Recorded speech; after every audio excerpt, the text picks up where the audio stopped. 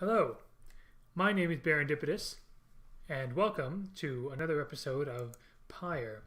I think I cut myself off briefly at the very end back there, but it's fine. So, the Beyonder Crystal. What the heck is this thing? You look upon the shimmering surface of the Beyonder Crystal. Some of your senses fail, though you retain a hold over your consciousness. An apparition appears before you, clad in the raiments of the Rites, but incorporeal. I sense that you are not a total idiot. She reaches for the clasps on her mask. So the Nightwings have returned. Oh, but where are my manners? What's that little sly smile there? You must be their lovely reader. Please call me Sandra. Sandra the Unseeing. She's a wraith. Huh. We met briefly before when you first beheld the book, when you were stuck inside of it. I was among the phantoms your companions banished there, no doubt stroking their egos. You listened well enough to that darned voice. Now I suggest you listen well to me. Described in the book, it calls to you during the rites and reminds you of your exile. I am bound in servitude to you, along with any idiots whose freedoms happen to be intertwined with yours. I know the rights better than anyone. I soon can whip you into shape, if you but take advantage of my services. First, I offer scribe trials to those friends of yours. If they pass, it shall be worth their while and yours. Huh. Right, because in Bastion and Transistor there were, trials, kind of like puzzles and tests to kind of hone your skills in the game. Now, I wasn't terribly well. Secondly, my Beyonders and I avail ourselves for practice rites, should you be so inclined. So these test things, I really like this about Supergiant games. They give you these opportunities to hone your skills, earn achievements, complete challenges, that kind of thing. I wasn't terribly inclined to do that in Bastion, and I was a little more inclined to do it in Transistor because I loved the combat so much. In Bastion, I felt a bit frustrated with some of the combat. It was just kind of it felt like a lot of hack and slashing to me, even though you got a lot of choices of weapons. Transistor, though, the combat system was so awesome. I loved playing around with it and doing the challenges. Most of the challenges, anyway, until I got frustrated with some very difficult ones. With a very difficult one. And now, in this one, the quote-unquote combat is my favorite part of this game. Well, actually, the story, the characters, the music, I love all of it. But I love the quote-unquote sport of this game. I wish I knew people who could play this with me. I guess my wife could if she wanted to, I suppose. I don't know. But anyway, yeah. We get to play the sport thing more often, which is exciting. Or you could always come and chat and briefly free me from my eternity of boredom. You have invoked Sarah from the Beyonder Crystal. What do you wish to do? Brave one of Sandra. I'm sorry, not Sarah. Sandra. Sandra's challenges and earn a unique reward if they prevail.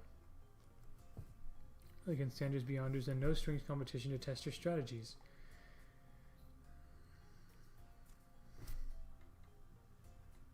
I'll talk to her first. I do appreciate the effort to make small talk with me, reader. Anything to break from the monotony of staring at the void within this place. Not that I could see it if I tried. She laughs at this, or maybe at herself. Certainly I could make talk with my fellow Beyonders, trapped here as they are with me. You might expect that we all would keep each other company. There is just one problem there, however. We are all sick of one another. She laughs again, perhaps not at her joke, but instead at her predicament. I do exaggerate to some extent, but there is a certain truth in this. We have been stuck together long enough that we have grown more distant rather than more close. Excuse me. But I had best not wear out my welcome with the likes of you, as I have long since done with all the others here. So carry on for now, and if those fools with whom you travel learn something, Come bring them forth to me, and I shall see to it they learn some more. I'd like to try these trials. Indeed, it looks as though one of those failures of yours is ready for a lesson in pain. Choose among the worthy. My gosh, they can gain more experience. Now here's another thing that I did learn. A bit of spoiler, I guess. So one of my favorite YouTubers, Mark Brown, I believe he's on Twitter at British Gaming. He does a fantastic series about you know, video game design and things like that. Well, just his whole YouTube channel. He has many wonderful videos. And in one of them, he talks about feedback loops. He talks about positive and negative feedback loops. Positive feedback loops are what you see in JRPGs. You fight bad guys, you gain experience, you get loot, you get stronger, so you can fight stronger bad guys, so you can get even stronger, and it just keeps feeding on and on and on in a positive feedback loop. Negative feedback loop, the examples that I remember from Mark Brown's video are Mario Kart and Pyre. In Mario Kart, the farther up ahead you are in place, the weaker are the items you get. But you get better items when you're back in line. So if you're losing, you get better items, but if you're winning, you get worse items. That's why you can't get blue shells or like bullet bills when you're up in the front, but you can when you're in the back. That's a negative feedback loop. It's a balancing act. Same thing happening with Pyre. I know this is a long explanation for this, but my understanding is once a character has reached true enlightenment, they are free, which is amazing, but that means you lose them. You can't use them anymore in the game. So it's a matter of who... So I guess there's a bit of emotional attachment there as well. Emotional decisions. Like I said, I like to keep things well-rounded. Let's go Rookie, shall we? You asked Sandra to administer one of her special trials for Rookie. What, the loud-mouthed cur? Well, I suppose that he is ready, technically. Though I have a litany of reservations about him. But let us bring him forth. All of these people, the voice, these ethereal, these incorporeal people, they seem to have such kind of sass, or maybe a little bit of, I don't know, salt or sarcasm about the people doing these rites. Soon Rookie appears in heed of the summons. Chum? Why are you looking at me like that? Oh, I think the Beyonder Crystal card called for Rookie because Rookie would get more experience. Chum? Why are you looking at me like that? My voices here are probably inconsistent. If I work on it, I feel I can do pretty well with voices, at least better than average.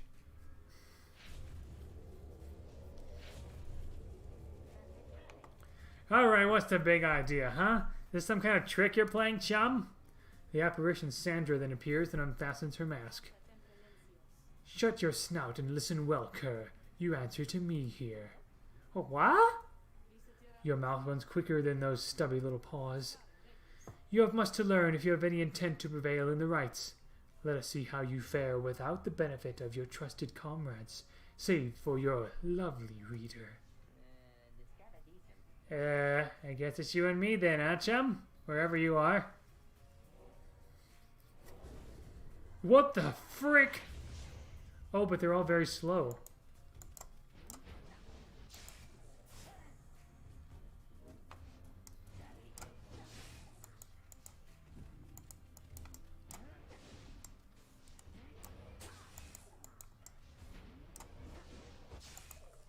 Oh, come on. You need to do better at that.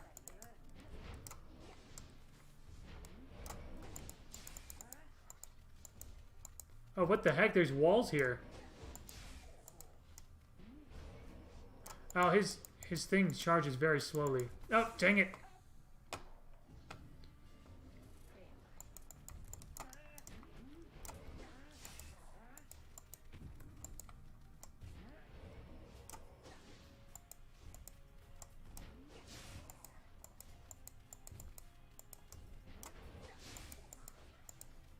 What the heck?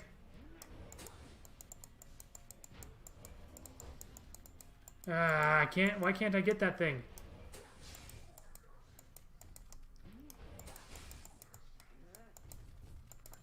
Ugh.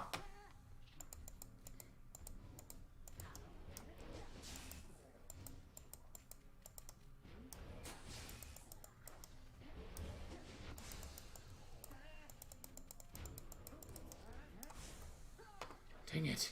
At least it's not in that crevice anymore.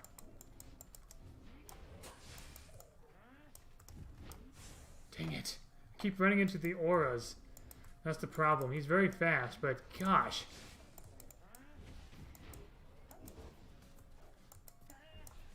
There we go.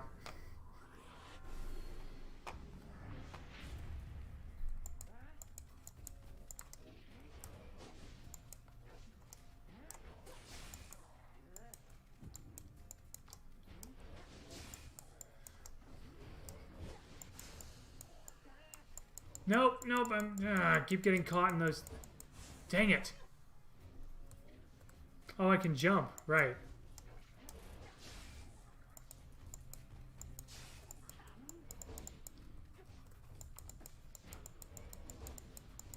Grab the thing!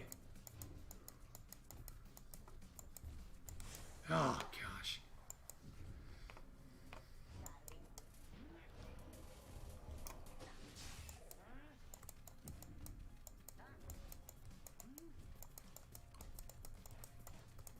Ah! I'm just bad at aiming. I'm just really careless.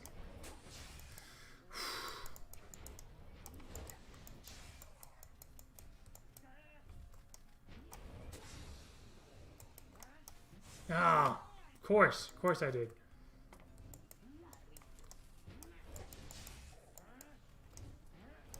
Dang it! Ah, frick. I'm not doing too well.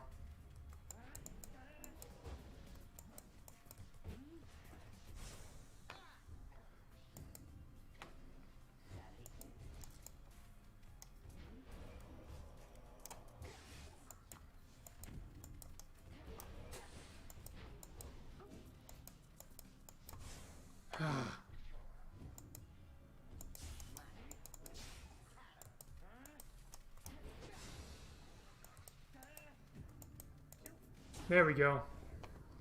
I guess I could have thrown it to do more damage, but whatever.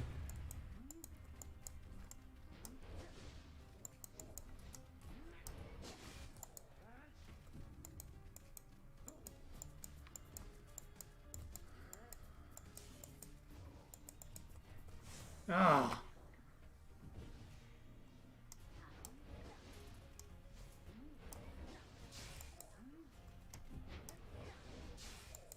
Ugh.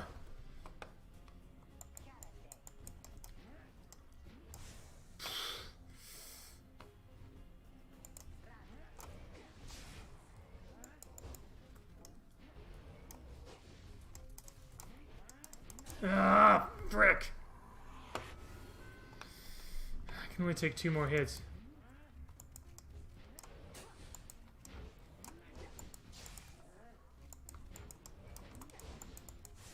Ah.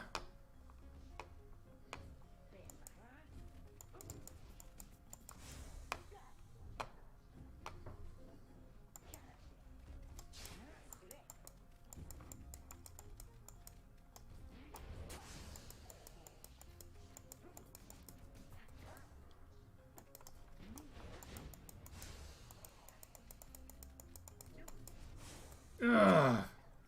Dang it.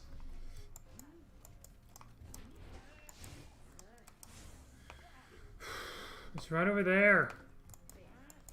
I'm just being careless most of the time, really.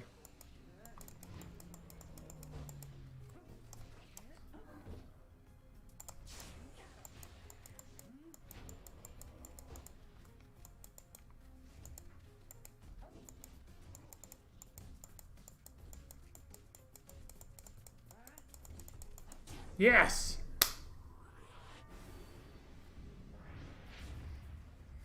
Oh, wait. One more. Right.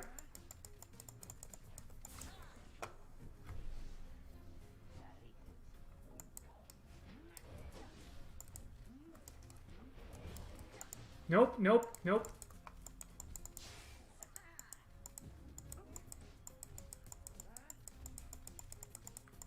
Ah! I guess I need to be more precise than I thought.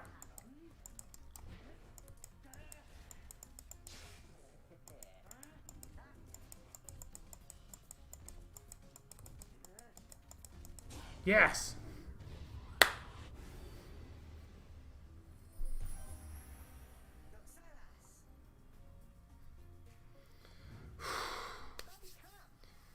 That is how we do it, right, chum? It is. And you acknowledge likewise that you did not do it on your own, despite having to face all my demon friends all by yourself. You passed my test, Kerr. Congratulations are in order, both to you and to your lovely reader. Now farewell.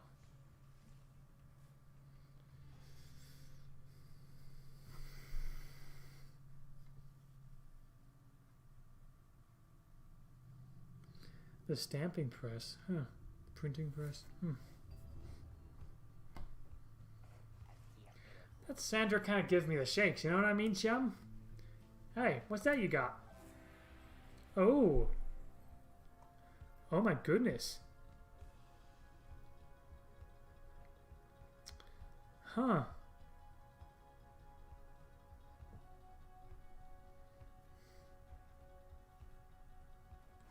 Interesting. Okay, cool.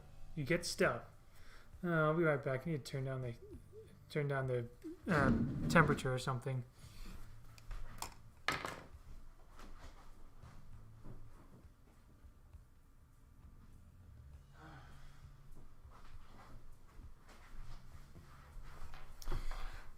Okay, I'm back. I was just feeling really hot. It's also kind of late here, so feeling kind of tired. So this will be my last episode for that I'll record for the day, and then continue playing this later. You know what? This episode, I will do some trials. I hope I can do only one scribe trial at a time. Never mind then.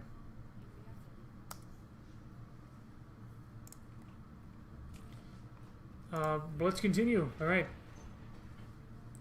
You find everyone is feeling rather miserable. You sense just being in Flagging Hands eats away at one's spirit. Only the imp Tizo seems unaffected. Most of your fellow exiles lost one hope for the next rite. Oh man. A moment, reader. There are several courses we may take through Flagging Hands. If you choose to prolong your stay, it may be worth your while. However, your companion's spirit shall likely suffer more.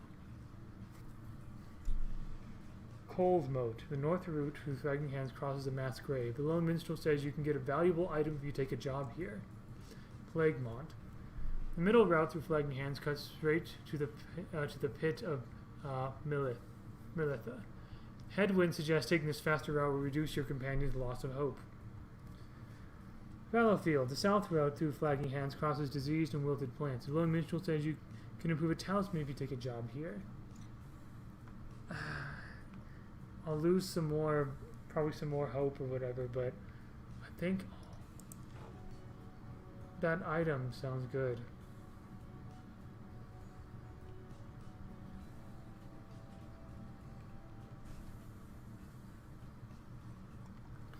The north route through Flagging Hands is dismal beyond reckoning. There's little talk among your group, yet you sense despair encroaching. Only Tizo seems unaffected. Okay, suffer alongside them. Later you accompany the lone minstrel in pursuit of his task here. Speak not directly to the living shade, and be true to your heart in responding to its inquiries, and make no attempt to look it in the eye. The lone minstrel offers these and other words of advice as you approach the burial mounds of Cold Moat, where many exiles to the downside see their final days.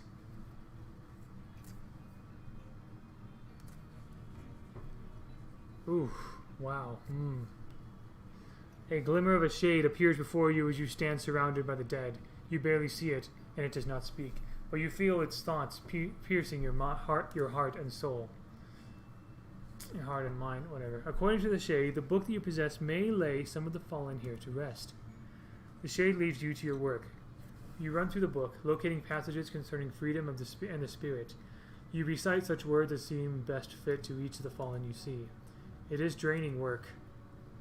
The shade resurfaces after a while. It follows you to a hollowed stump, then fades away. So kind of like counseling or setting him to rest. Yeah, it is draining listening to people's troubles and helping them get through it. It's surprising how emotionally draining it is, but rather gratifying as well, I think. A Noxroom. Okay, so I can sell it for money. Cool.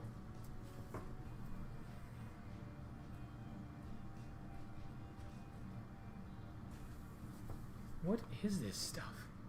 The fire stuff? By the time you reach the pit of Melitha, everyone besides the Mtizo seems to be feeling even worse than before. You sense their desire to leave this place as soon as possible. They lose more hope. Dang it.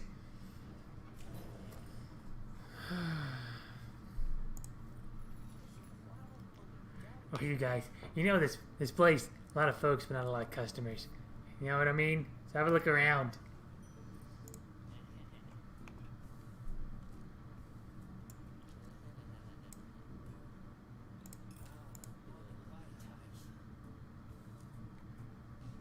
+2 presents.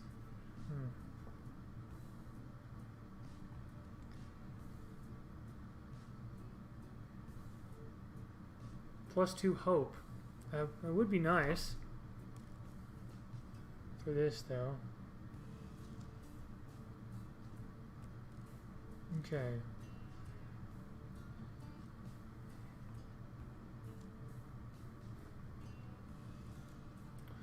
You know what? I'll have a net gain of 10 here. I think this would be cool to have more speed.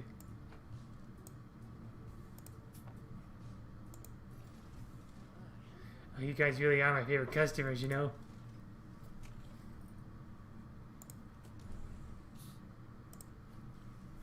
You find Ruki rummaging in the corner of the black wagon. Hey, chum. You know what? It's good having somebody else around besides these two. So come to think of it, there's something I wanted to get your take on, and you have to promise to tell me honestly. Would you say... What I mean is, He hesitates to find the words. Look, what I'm trying to say is, You sense something serious is troubling him. He moves in very close, making sure no one else is in earshot. It's about my mustache. I've been getting some conflicting reports on it. Would you say my mustache, that it makes me look a bit, you know, unscrupulous? Ruki wishes to know if you think his mustache suits him. I don't know, man.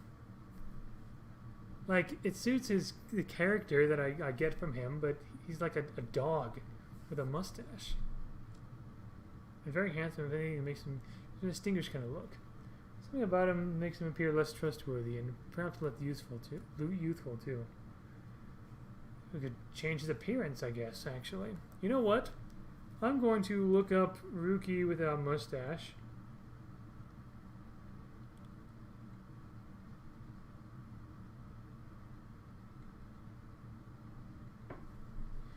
Ruki no mustache. What does it look like exactly? Okay.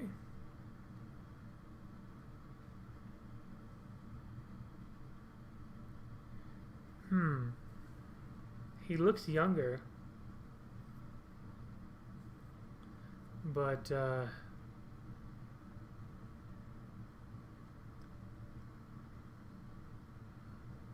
I mean, I personally have never been much of a fan of mustaches. My brother somehow pulls it off. He's a little bit of a hipster, though. In a good way, totally. You know what? Yeah, he doesn't look as trustworthy, and he could look a little younger as well. You suggest that Ruki might appear more presentable without the mustache. This game gives you so many choices to make this run yours, basically. That's really cool. He stares up toward the ceiling for several moments and breathes a sigh. I'll be right back. Hope it didn't make him too sad. Then he scurries away. You hear him making quite a racket for a while. Just had to go take care of something real quick, chum. Now, if you'll excuse me, I got to go check the wheels again for mites. I think it kind of does look a little bit better, honestly. He bounds off out of the wagon. Ruki gained +1 hope for the next right. Yes!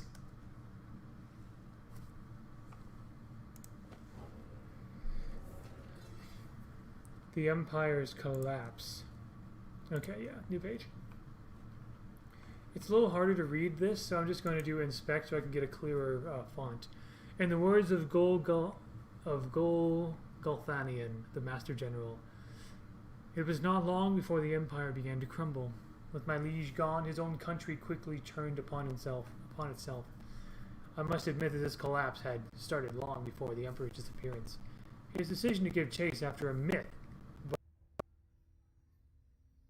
while the rope collar stood by, he would be our people's savior. His first charge was to organize a search for the missing Solium Myrrh. Warriors, pathfinders, and scholars heard the call and prepared to seek him out.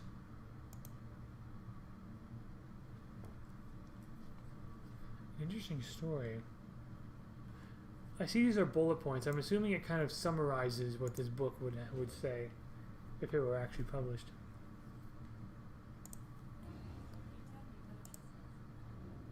Okay, never mind. Are you sloshing all the way across Flagging Hands right now?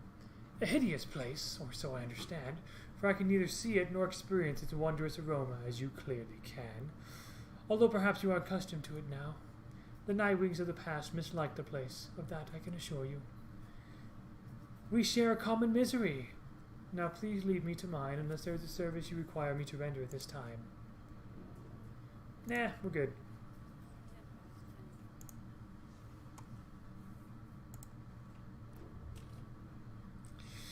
Alright, we'll do this and we'll end the episode and I'll call it a night. As you make preparations for the coming rite, you wonder if the stars above will even be visible through the dense fog hanging over the pit of Melitha.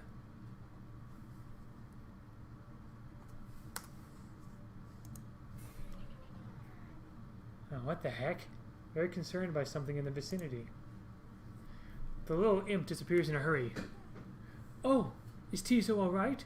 He is so frightened. He is not frightened. He is issuing a warning. Silence, everyone, take cover. Jordario makes quick note of several hiding places among the nearby crags and rotted husks. You wait. Something about the place dampens your senses. All you feel is a creeping dread. What the heck is this? Oh gosh. This music, though. Then from the shadows a writhing shape slides forward, its hulking form draped in raiments. The shape stops. Slowly its head turns from one of you to the next, in turn. Wise of me to hide yourselves from us, little Nightwings. Ye trespass on the resting place of the Astral Born. We shall see ye when the stars muster the courage to illuminate this place. The creature vanishes into the dark. After a time, your companions reconvene. That was a bog crone. Serpentine creatures native to the Commonwealth's southern bogs, widely feared. Though formerly part of the Commonwealth, the bog crones tend to keep to themselves. Indeed, that was which Udmildhe of the Withdrawn? Which Udmildhe? She is an ancient witch with an unhealthy obsession for Yusalk, the astral-born monstrosity. The Withdrawn, a triumvirate of bog dwellers compelled by sinister forces rather than by freedom. Makes clear he has no love of Udmildhe.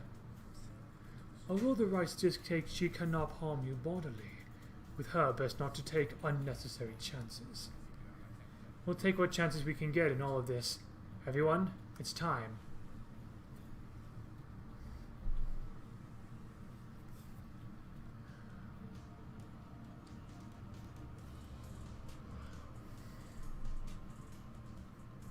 All right.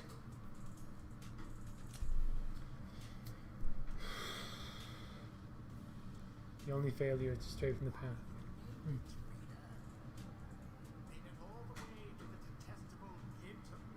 Melith.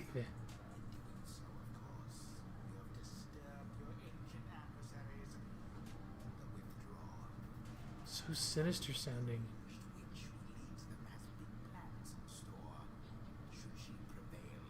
The withdrawn.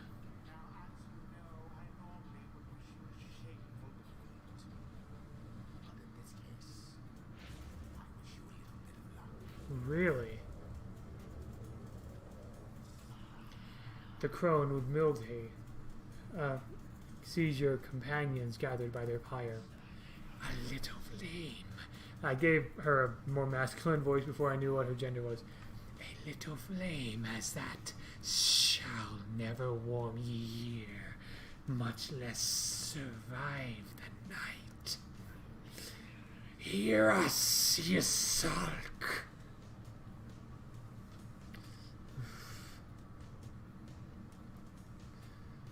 Lose Scalorian. Make the night wings suffer. Rookie trots forward from your ranks. Listen here, you old bag. You don't scare any of us one bit. I didn't read that. I'm sorry. Now, are we doing this or what? The question hangs in the air for longer than is comfortable. It does seem to have drawn Udmildha's attention, however. Rookie begins to squirm a bit. Then Udmildha moves her slender fingers to her mask. Oh gosh. Foolish. Your sulk shall grow. Your sulk shall grow. Your sulk shall grow. He shall consume ye ere your little flame has died. That we shall ensure. Udmildha slides off toward her followers. Rookie remains motionless for a time. Oops.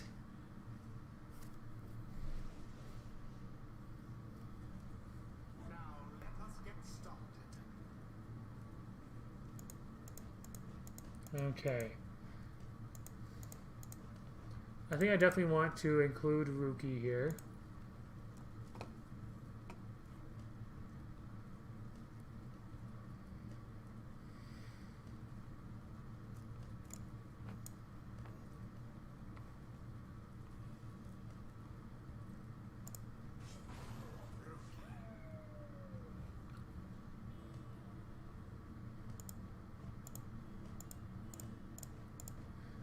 She barely has any.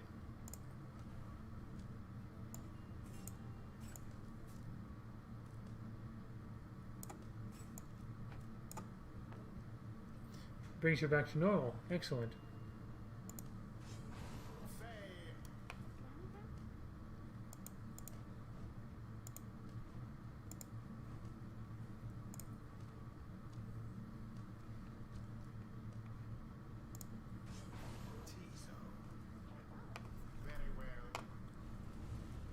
You ready to take on the withdrawn alongside Rookie and Faye? No matter where ye go, your sulk shall find ye and devour ye.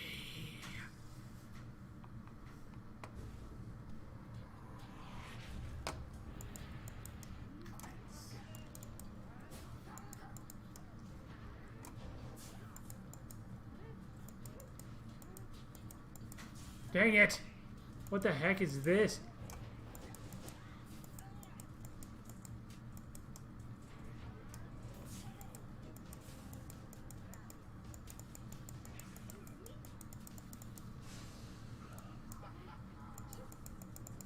Hey, dang it! You were right.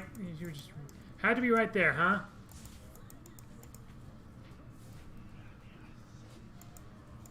Ugh, yes.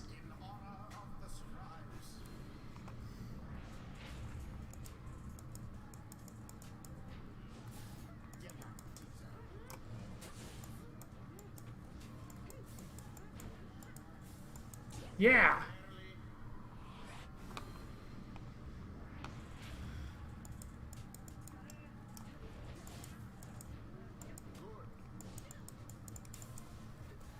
Yeah. Okay, okay. Okay.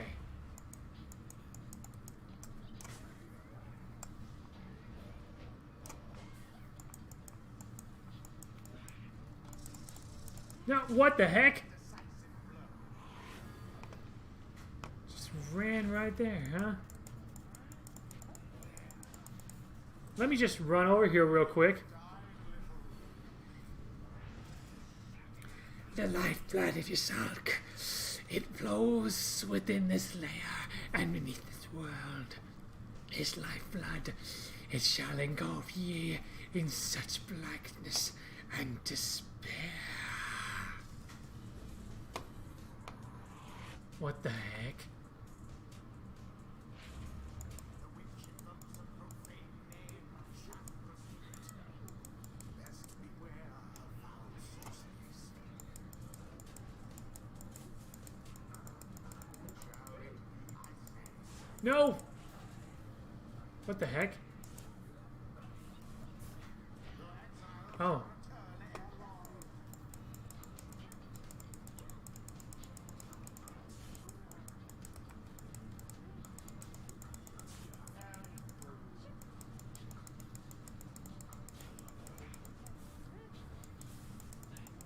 Ugh. Those bog things are really annoying.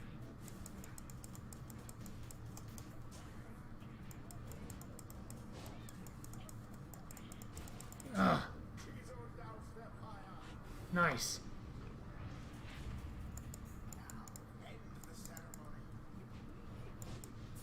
What the heck?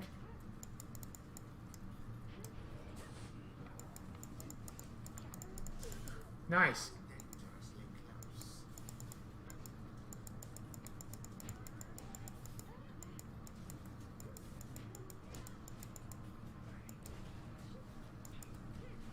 Oh, dang it.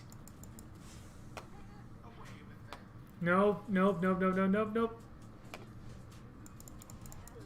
Dang it. Frick.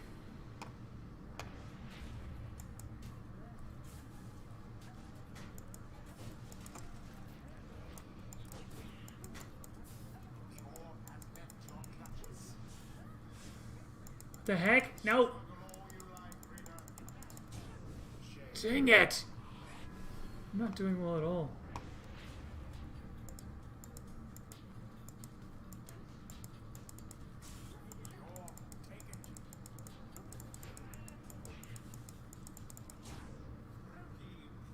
Oh, dang it. I need 5 more.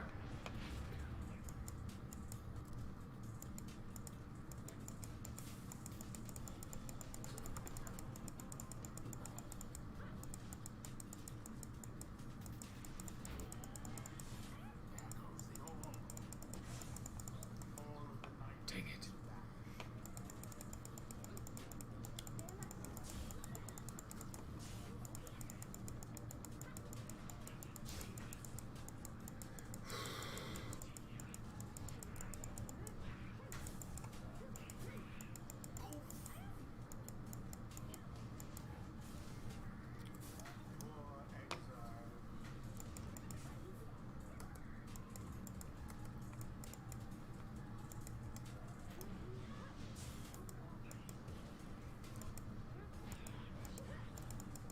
Yes!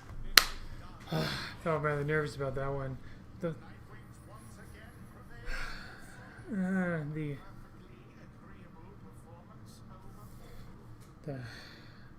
the acid pools are driving me crazy. See, those bog dwellers, they're just a bunch of hissy talk. The scribes, they vanquished Isalk, just as we prevailed tonight.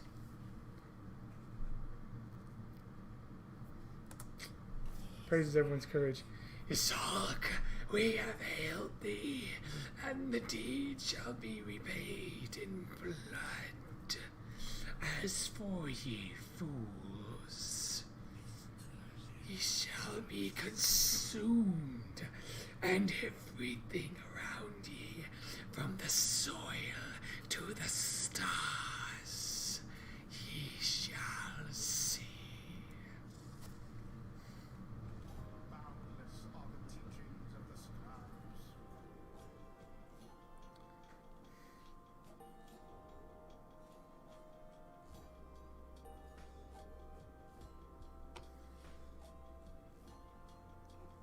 All right. Until the stars align.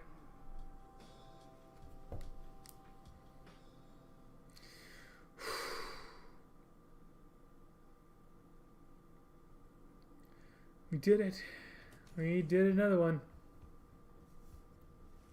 Having secured victory over the withdrawn in the right, you and the others have some moments to recover from the ordeal and the relative safety of the Black Wagon. So, when can we get out of here? What, Greentail? Had enough of Udmilda's hospitality for the time? Oh yeah, I was being held back by all the loss of hope back there because it was taking a little bit longer for everyone to come back. Oh, Jody. Yeah, thanks, I'm good. The reader and the stars will point the way, as ever. It's just, so far we've kept on going north. If that's the case again this time. The Sea of Solace spreads north and west from here for untold leagues. I could not tell you when last a vessel dared to sail those waters.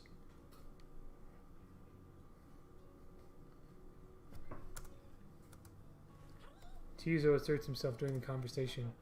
What is the matter, little one? Trying to get you to come look at something outside the wagon. Reader, please go see what he wants. You excuse yourself and follow the imp into the dark of night. You find Faye and the lone minstrel already gazing up at the stars. Can you not read the stars yourself then, Mr. Minstrel? I fear it is not so simple as I fear it is not so simple as matters of can or cannot. When it comes to me, Faye, we shall see what the reader has to say, for this is his charge. And there he is, in fact. Thank you for fetching him, Tizo. Tizo's so cute. Is happy to have obliged the lone minstrel. Reader, it would seem the skies have cleared to some extent. Please look upon the stars and see where they compel us to go next.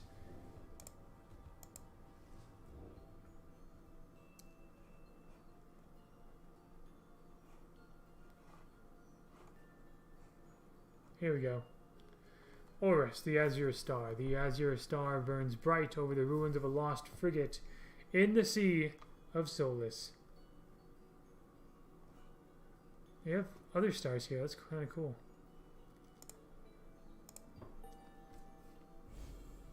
What the heck is that? The Rites beckon you still further north, toward the middle of the Sea of Solace. That's not good. You're joking, right, chum? Does the reader seem the joking type to you, Greentail? We do not argue with the stars. You talk like we can just go right out into the water. Pardon my interruption, though perhaps we can. Say what? My client, Sandalwood, he has a way of anticipating such eventualities. West of here lies a place called Big Bertrude's. The proprietor is an old companion of his. She may be able to assist us.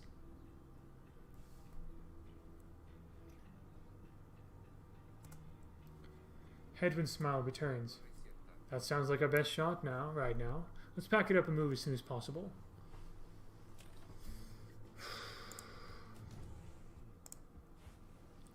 Greetings, reader. It is good that you are here, for there is something that I wish to tell you privately. Do you have a moment? I shall not keep you long, though I know your time is precious. Yeah, of course.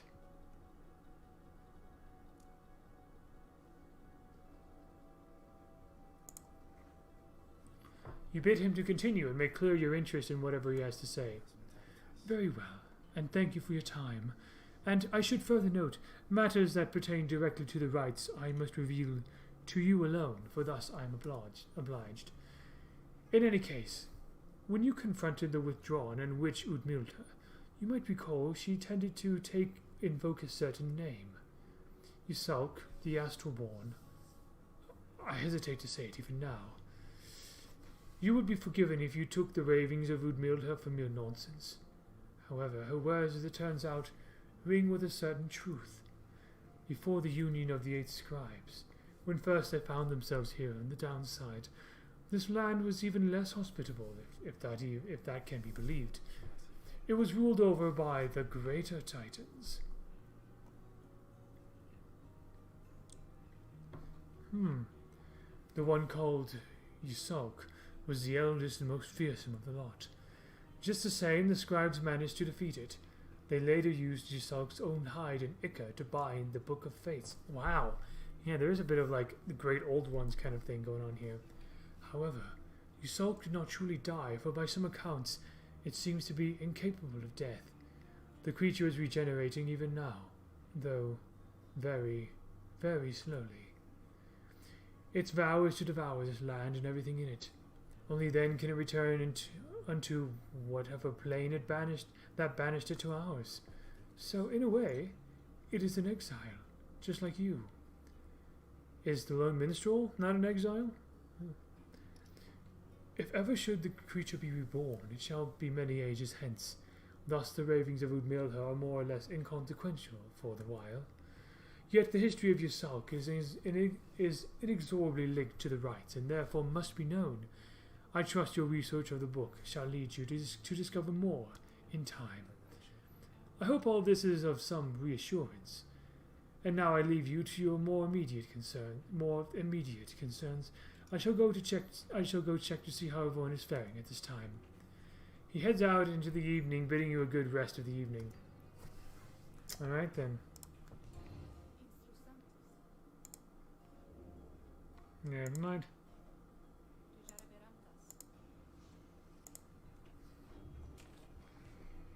Alright. You know what? I'm going to end the episode here, basically. Actually, no. Let's go here first.